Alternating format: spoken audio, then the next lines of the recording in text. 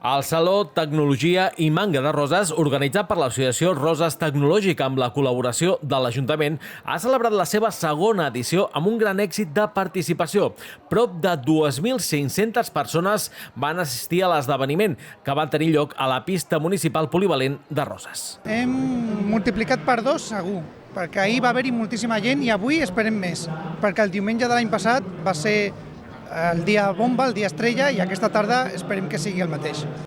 El Saló va oferir una àmplia varietat d'activitats per a tots els públics, incloent tornejos de videojocs, espais de realitat virtual, retro gaming, arcade, esports electrònics, manga i disseny. A més, hi va haver karaoke en japonès, balls de Just Dance i K-pop, concursos de disfresses i actuacions diverses. Volem que la gent hi vingui disfressada dels personatges de manga, de videojocs, i és una cosa que estem treballant en ell. Encara no s'ha consolidat això, però estem treballant. Doncs des de l'àrea de joventut estem supercontents de poder ajudar a col·laborar amb aquest tipus de projectes.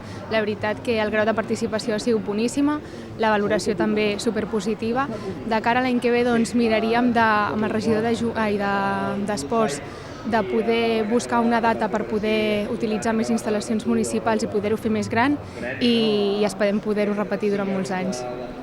Una de les novetats d'aquest any va ser l'espai dedicat a la producció artística en els àmbits dels videojocs i el manga, on diversos artistes van mostrar els seus treballs. Els assistents també van tenir l'oportunitat de fotografiar-se amb cosplays professionals.